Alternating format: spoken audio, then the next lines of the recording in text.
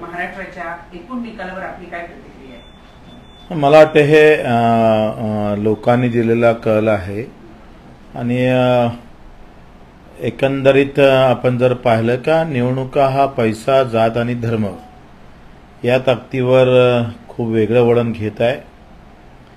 मी लोकांना मुद्दाहून आवाहन करेल का निवडणुका जोपर्यंत मुद्द्यावर आणि सामान्य माणसाच्या प्रश्नावर होत नाही आणि त्या विषयावर आम्ही जिथपर्यंत मतदान करत नाही तोपर्यंत सामान्य माणसाचं राज्य येईल असं काही वाटत नाही. या निवडणुकीमध्ये पक्ष जिंकले आणि लोक पूर्ण हारलेले आहे आणि म्हणून मला असं वाटतं एकंदरीत मी कुठल्याही पक्षावर बोलणार नाही, पण हे मात्र नक्की आहे का निवडणुका मुद्द्यावर होत नाही त्याचं दुःख आहे.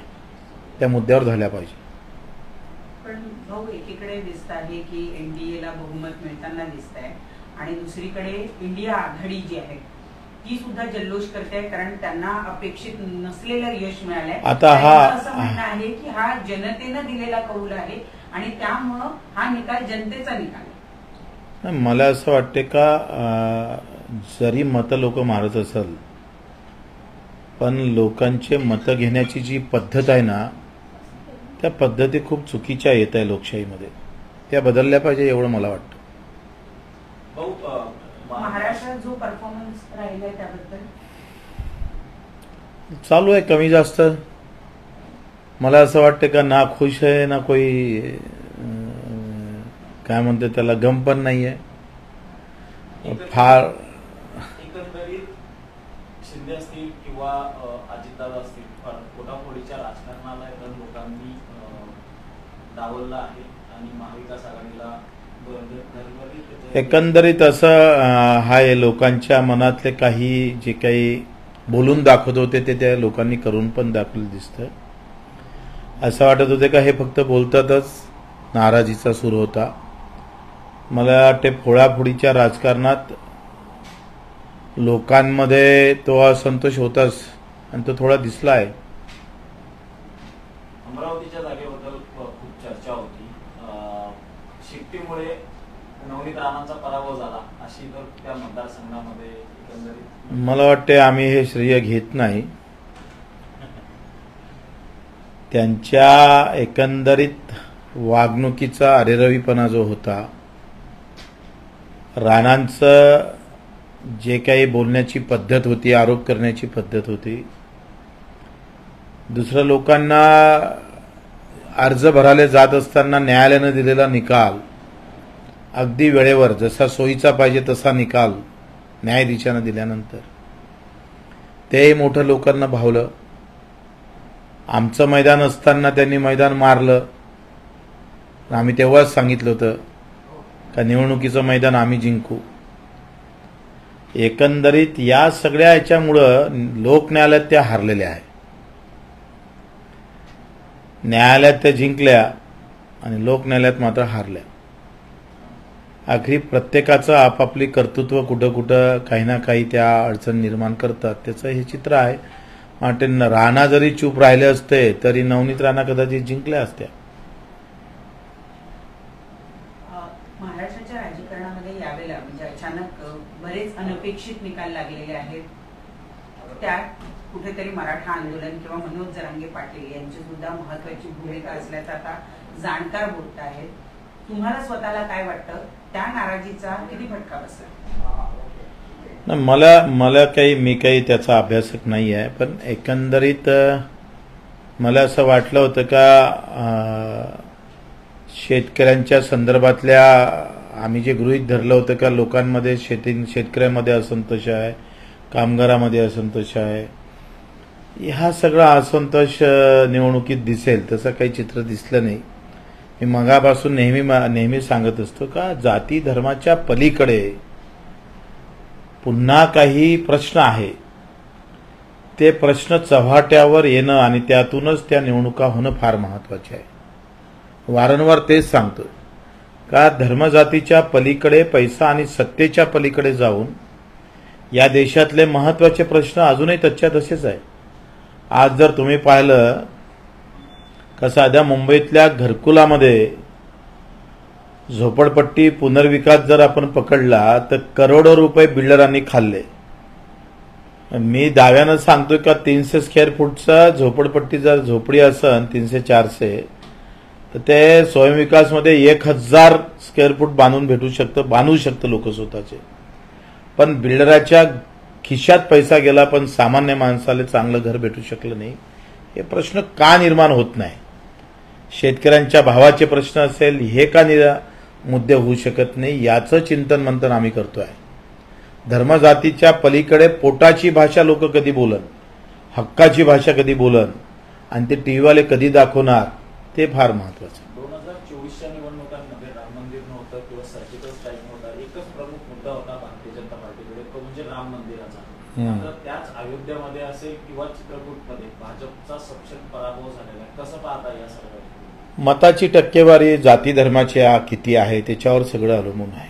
तुम्ही सांगा, या सगळ्या निवडणुका उमेदवारी देताना सुद्धा जाती आणि धर्माचे गणित लावूनच देतो आपण. एका इकडे आपण शपथ घेतो का आम्ही जात धर्म ह्या लोकशाहीमध्ये येऊ देणार नाही, निस्वार्थपणे काम करू, मी एक भारताचा नागरिक म्हणून काम करणार.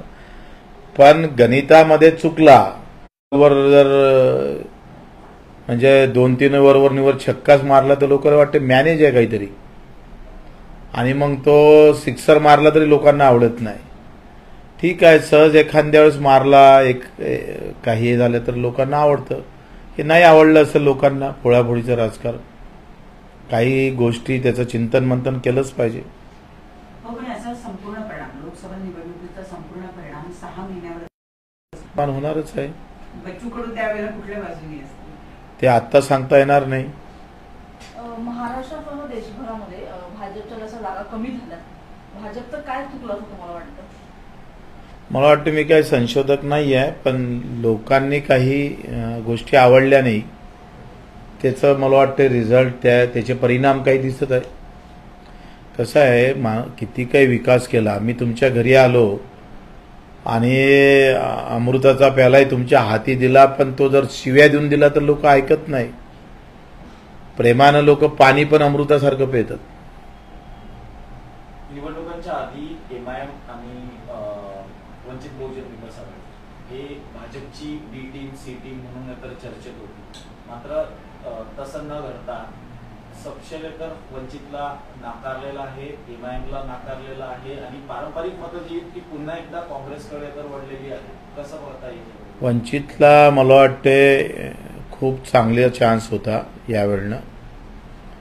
त्यांनी तो मला वाटते काही थोड्या कारणानं त्यांच्या काय झालंय त्यांच्यामुळे तो बिघडला असेल. पण मला वाटते वंचित आघाडीसोबत बसले नाही म्हणून वंचित मधल्या काही मतांमध्ये संभ्रम निर्माण झालेला दिसतं आणि त्याच्यामुळं हे सगळ्या अडचणीत आलेलं आहे.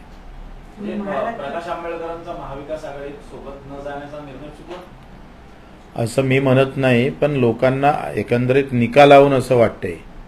लोकांना असं वाटत होतंय कारण बरेच कार्यकर्ते त्यांचे माझ्यासोबत होते आणि तुम्ही अमरावतीच्या सीटमध्ये वंचितनं जो पाठिंबा दिला होता, वेळेवर वंचितच्या जिल्हा अध्यक्षांना आवाहन केलं प्रकाशजी आंबेडकरांना की बाबा हे सीट टाकू नका, पण तरी ती टाकल्या गेली आणि त्याचे परिणाम जर आपण पाहिलं तर त्यांना वंचितच्याच कार्यकर्त्यांनी राजीनामा दिला वंचितचा.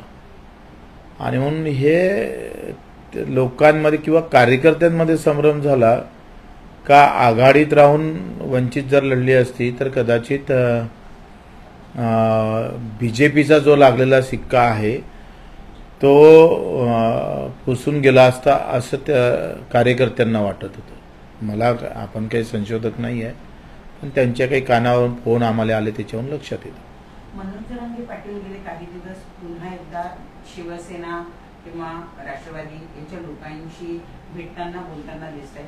विधानसभा निवडणुकीच्या पूर्वी मनोज जरांगेंचं महाविकास आघाडीकडे जे झुकतं माप आहे त्याचा परिणाम विधानसभेवर दिसून येईल का? मला वाटतं ह्या निवडणुका आणि होणाऱ्या 3-4 महिन्यांना होणाऱ्या निवडणुका त्याच्यातले उमेदवार हे खूपच ते आतापासून मला नाही वाटत ते एक्झिट पोल जसा काढला गेला तसा मूर्खपणा ठरेल.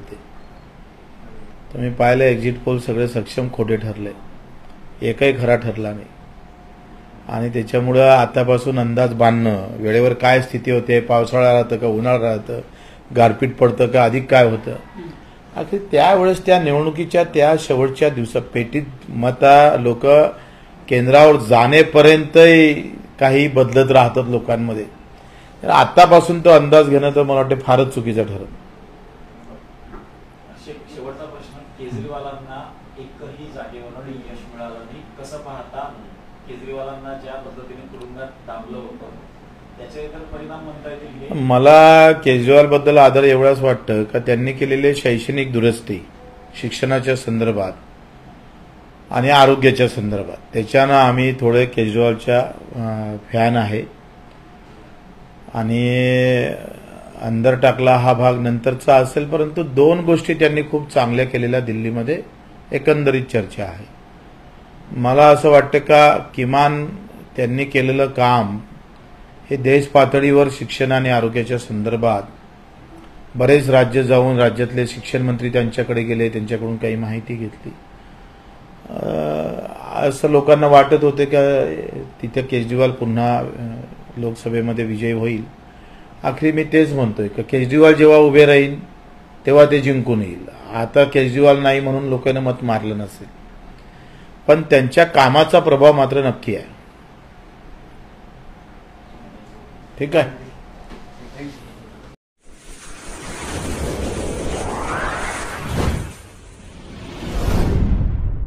वीर महाराष्ट्र न्यूज चॅनलला लाईक आणि सबस्क्राईब करा. धन्यवाद.